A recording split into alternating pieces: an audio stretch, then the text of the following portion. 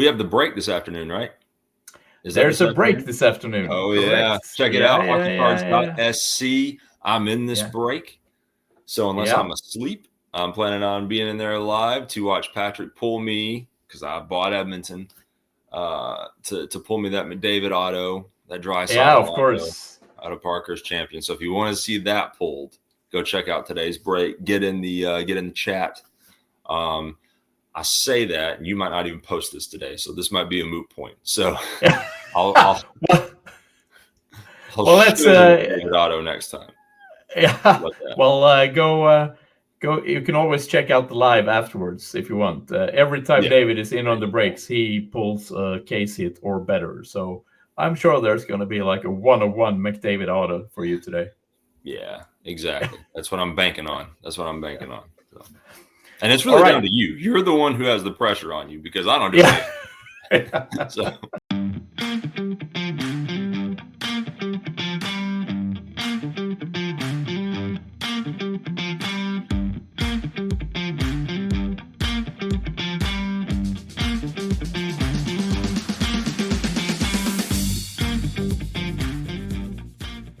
Hi, and welcome back to the HockeyCards.se podcast. It's me, Patrick, here from Sweden, and David from Tennessee. How are you today, David? Doing great, my friend. How are you? I'm good, thank you. It's 1,000 degrees in Tennessee, I think. It is. It's a better temperature here. Today. It's we had yesterday. The heat index was 106. What does that mean? The heat index? So the actual temperature was 98 degrees Fahrenheit. Okay. Yeah, but it feels like 106. It feels like 106. I actually took the kids to my parents' house. They have a pool, and we went swimming. It was like swimming in a bowl of soup. Like it was. The water wasn't hot, but it wasn't necessarily pleasant either. And it's that time of year where it just gets tough to do anything outside here where I live. Yeah. And it's a humid heat.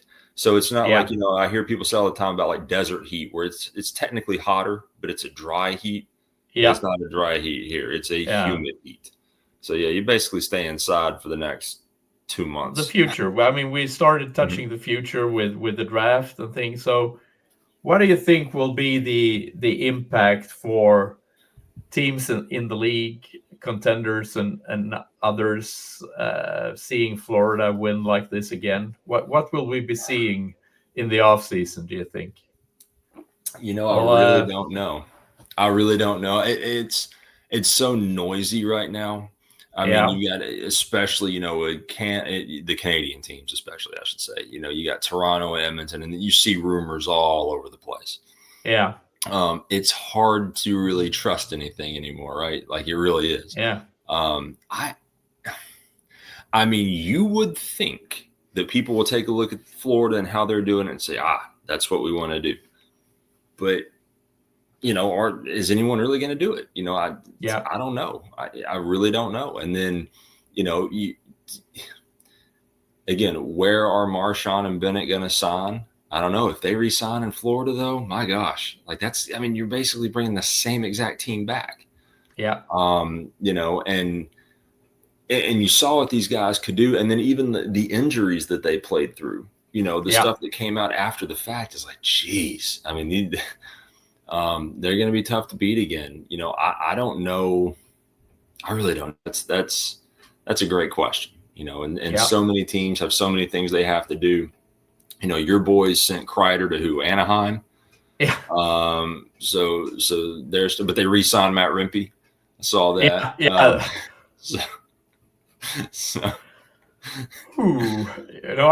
I've started taking yoga just to be able to control my heart rate and breathe. Uh-huh. Yeah, but you got to think these teams are going to get away from like the big. Hey, I've got two big studs. Now let me win with that. Well, no, you need more. You got to have more. And yeah, man, I don't know. I mean, you clearly saw with my team, right? Like, look at what we did last offseason. Everybody came into the year like, ooh. Yeah, holy shit. Yeah, absolutely. It was a joke. So, man, I don't know. We'll see. We will see. I think it's going to be interesting. Yeah, I think it's going to be interesting because it's going to be interesting to see what it's going to be interesting to see what the what conclusions other teams will draw from seeing Florida do this again, like we talked about before. Yeah. Is the conclusion that we need to sign Sam Bennett, or is the conclusion that we need to understand the way Florida plays hockey and maybe have a clearer roles in our team and sign role players to our team as well? I mean, it's that's going to be interesting to see. And if you look at the contenders, if they're going to try to build a Florida just like that and don't care about the tactical aspect, then basically they're going to need to add grit, and they're going to need to add people like Kachuk and Bennett and Marchand, and and I'm not sure who would be the contenders here, but I would imagine that at least the Oilers, Toronto, and Kings would want to take the next step. Maybe Dallas, maybe Carolina. And then you have teams that have to do something, like the Bruins and the Rangers, who are complete dumpster fires, where the teams have been destroyed by management, basically, over the last season. And I really hate to say this to you, man, but I have a hunch your boys are going to bounce back big next year, which means they won't. But I just have a hunch, because like you said, I mean, it was a complete dumpster fire. There was so much drama, even dating back to the offseason last year. Right? Same thing in Boston. Yeah. And these are two big franchises that can't have that. Now, Boston's a different animal in that, I mean, they have Pasta. I mean, they got rid of everybody else. Right. So, what do you, so like, I don't know what's going to happen there. But New York, they got JT Miller back, but it was kind of really late, and it was kind of after a season full of drama anyway. Yeah. Chris Kreider's gone. Something tells me they're going to do something in the offseason. I just have a hunch. Could be very, very wrong about that, but I have a hunch they're going to do something and at least get back to very competitive. Like, okay, we're right here in the thick of this, which means they won't. That's just a hunch, though. So I think you're right. Like that, but. No, but I think being the team that they are, the New York Rangers, playing on Broadway, more or less, that entire image they have, they can't do what Chicago and the Sharks have done in the last 2 seasons. They have to be in contention, so they need to pull something off. And it's going to be interesting to see it, because they don't have a ton of cap space and they don't have any players. I mean, they've shipped up their top 2 defensemen are gone. Right. They shipped off a couple of forwards who's gone. So they have some holes to fill and not a whole lot of money to do it. And they need to have, I think like a player like Will Cooley is having a decent start to his NHL career and could probably become a regular player, a decent player, even a good player. But that's not the name that's going to take the New York Rangers to the billboards and it's going to make them the image they need to have, or make them a contender, right? So they're going to need to sign McDavid or something to be in the league they want to be in terms of image and star quality. So that's going to be interesting. Yeah, it will be for sure. It will be for sure. I mean, you look at a team like Toronto, and they've got Matthew Nyes had such a nice breakout, and then, if they were to lose, let's say Mitch Marner or someone like that, but then have enough to operate and get a couple of really solid role pieces. Yes. Maybe on the defensive end, because Matthew Nyes looked freaking awesome in points last year. Like, you could see the breakout coming. Here we go. Yeah. So you've got teams like that there's really going to be a lot happening. I'm hearing all kinds of rumors with even the Predators, right? Like, Marchessault supposedly wants out and is open to whatever. Toronto is one of the big names listed, right? There's just so much now. Isn't the cap increasing this offseason, or is that okay? Yeah, so there'll be a little bit of help there. I mean, I know that increases for everybody, but still, I mean, that's going to help some teams out, for sure. But yeah, so we'll see. It's going to be a fun offseason. A lot of stuff. It seems like every day there's something now. Like last night, who was it? Vander Kane is now in Vancouver. For that's interesting. Pick, that's an interesting move, because there was a lot of controversy around him when Edmonton signed him, and then he's been a great player for them, and he is like this classical power forward, right? Who can score and plays very physically as well. Very physical, yeah. So why are they shipping him off? I mean, isn't that the type of grit they need to add? Yes, but I also wonder the lack of discipline that he demonstrated in the. I wonder if there's something internal there too. You know what I'm saying? Like there was. I'm all about tough play, and I'm all about just the very, very physical play, right? Yeah. But he really seemed to just all he was trying to do was get someone to fight the whole series. Yeah. Like nothing else. Like wasn't trying to play hockey and help the team win. It was just, who am I going to fight today? Like, and it seemed like he just completely lost his composure constantly. Yeah. And, he's been around too long for that. And, you got to smarten up a little bit. And, I don't know. Maybe that's just my thought. Maybe there's something internally there, just not the best fit, but I don't know. Yeah. Really yeah. Also, another thing, I mean, is Edmonton's goaltending really all to blame for Edmonton losing, or is it are they just shit at defense in general? I mean, the entire team defense is more than your goaltender, right? Correct. And I think it's a little bit of both, because there were times where Stuart Skinner looked incredible. Yeah. And then there were times where it looked like, dude, what are you seeing? Like, what are you, this is not, there's definitely some he'd love to have back. But having said that, though, yes, if the defense in front of you isn't really doing their job, what chance you got? So I think it's a little bit of both. I mean, I completely understand why in the finals, they went away, Skinner got benched, right? Yeah. I feel like they had to, but then you only saw that lasted one game. And that was it, right? And then it's not all down to just the goalie, right? If the rest of the team isn't playing defense, what are you going to do? Yeah. I mean, there was, what game was it where it was a really high scoring game, like 6-5, and so that typical Edmonton game. Yeah, exactly. So are all those on Bob? Not really. There was definitely a couple he'd have liked to have had back, but he also, both goalies really made some incredible saves, some incredible plays. Yeah.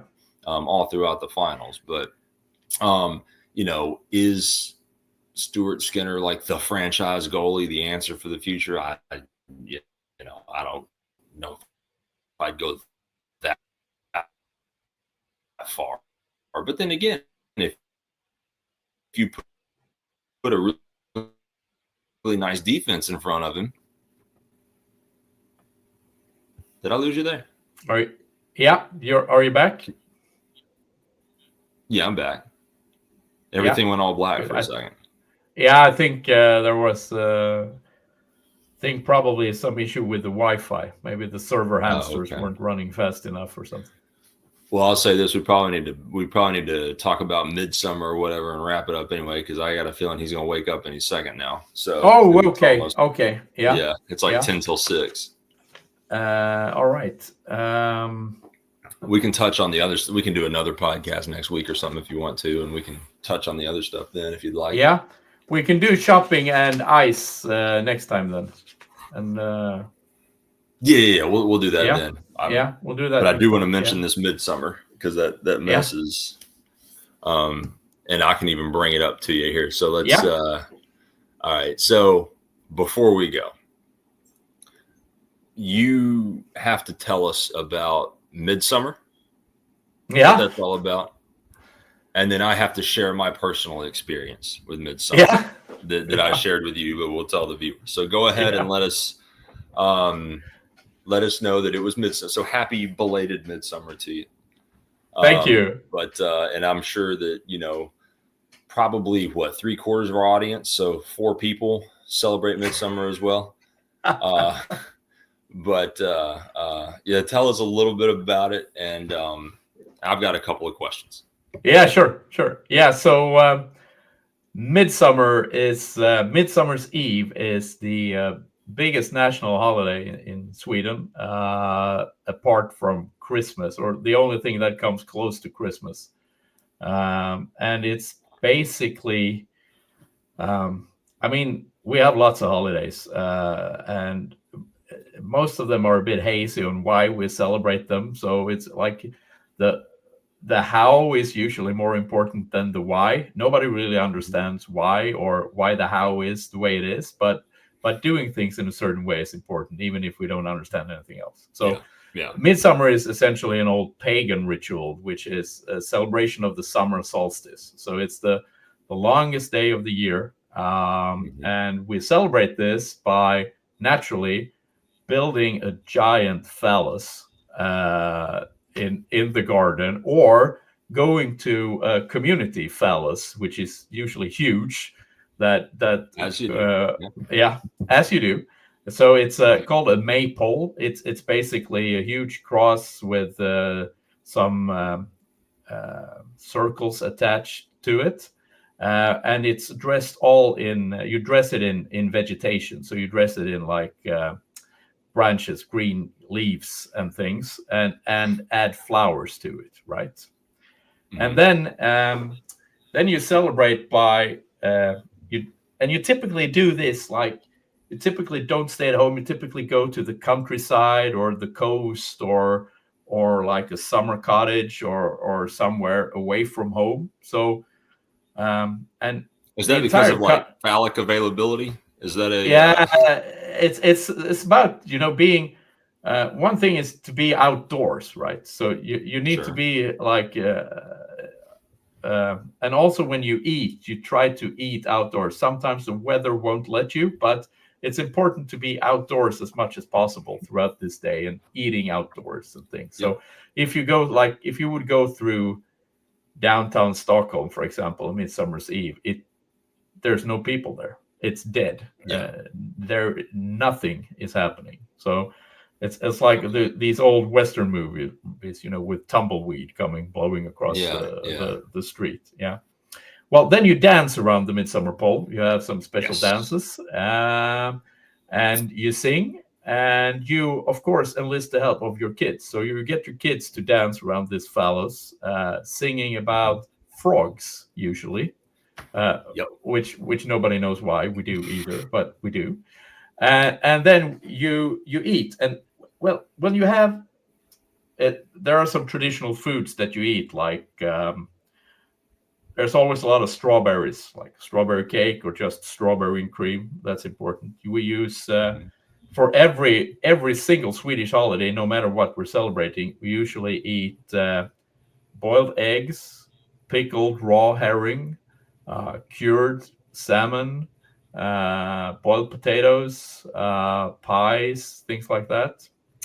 And normally, if you don't have small kids, typically when you're younger, you drink an amazing amount of alcohol during Midsummers, specifically beer and aquavit, or snaps. And when you drink aquavit, you need to sing. So we have special drinking songs you sing. If you're interested in any of this, the drinking songs or the dancing or something, you could Google like Will Ferrell Swedish drinking songs, and you'll see him singing these in Swedish and in some of the late night shows on U.S. television, or one of the Skarsgård brothers, who are also very good at doing this in late night shows on American television. Yeah, and that was so one of the things that got me when you were explaining it to me. So I've actually heard of the Maypole, because there's one of the big private school, the all girls school here does it. They erect the giant phallus and they do a thing. So I get the phallus stuff. The thing that really threw me for the loop was the song. because it's randomly about frogs. Because you sent me a video link, and it was just, and it was just the most random thing you could imagine about frogs. Yeah. But here's where I find this funny, and I shared this with you, but I'll share it for the viewers. And this was in no way planned. This was just a midsummer miracle, right? Yeah. So the thought of the pickled herring kind of grosses me out. But I happened to that day, because I'm wildly unhealthy, it was like, I'm going to start eating sardines in the can. And, you open the can, and I was doing it outside because of the smell. I didn't want that getting in the house, and I never had them before. And I was underneath, I have a deck out back, and we have the classic table with the big phallic umbrellas up at the bottom of the table. So I was around a phallus. And I kid you not, underneath the umbrella was a frog. We have some tree frogs here. So I have a lot of trees in my back. And I kid you not, no joke, I open up the umbrella because it was 1,000,000 degrees to get some shade. And underneath the umbrella, when I opened it, a frog hit me in the head, like literally fell, hit me in the head. And I'm thinking, this is too perfect. And I didn't sing. I swore when I opened the sardines, and you get that. I mean, they're in there whole, right? And you just take it down, and it wasn't especially pleasant, but I mean, I didn't. If my doctor told me this is what you have to eat every day to live another however long, obviously I'd do it, and I would still do it outside. But yeah, I thought that was funny, because then you'd show me all the pickled herring and all this stuff, and I'm like, oh man, I don't know if I could. Now the strawberry pies and things, I ate a lot of strawberry. I could get down with that, no problem.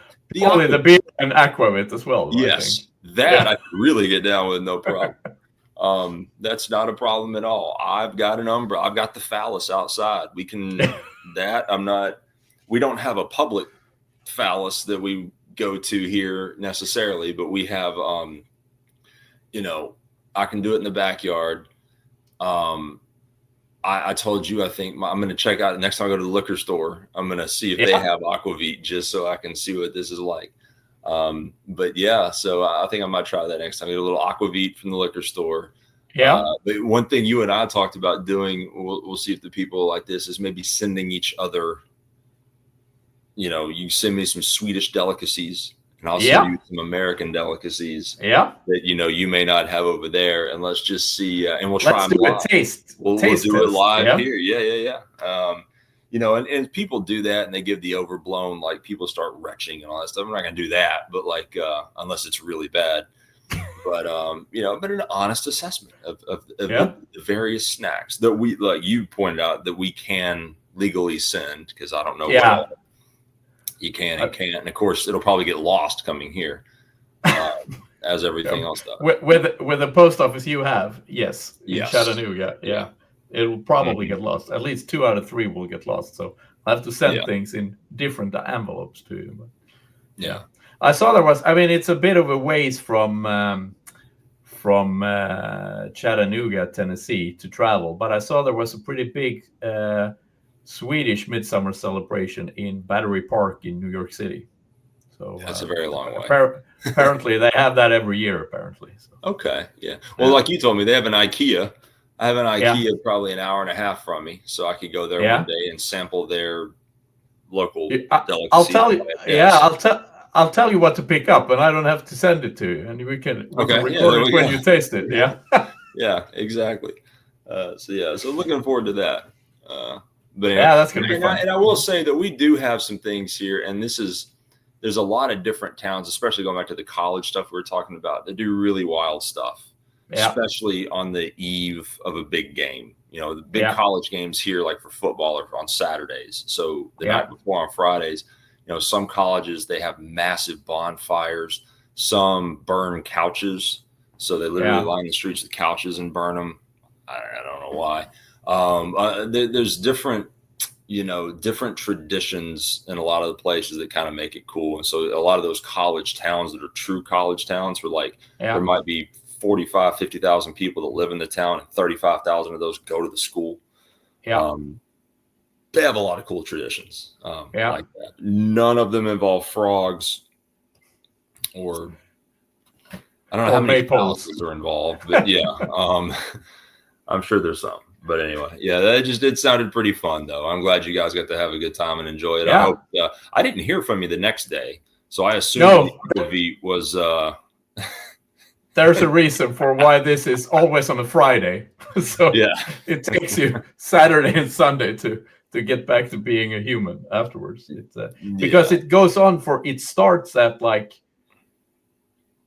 well, no later than lunch. hmm Uh, no later than lunch do you start, and then you play a lot of outdoor games and stuff as well. You know, compete in different yeah, things, and you really don't stop until you drop. So yeah. and since it's the longest day as well, I think I sent you a picture like You did. 10:50 p.m. The sun was still up. So Yeah, so that's it's a crazy. long day. It's a long day of partying. That is really crazy. And going back to that whole thing, again, those college tailgates. Have you ever heard, what tailgating is? Yeah, yeah, Yeah. yeah, When we would have those, I mean, people would start drinking at like 4, 5, 6 in the morning, yeah. tailgating before a game and then not stop until, and you'd pass out and get up and keep going. Like it was a solid 24 hours of just craziness Yeah. in a lot of these places. But yeah. But that's really cool. Glad you had fun. Glad you had fun. Yeah, thank you. And when you plan your trip to Sweden with your family, then make sure you hit Midsummer's Eve. Thanks everyone for listening, and see you in the next episode.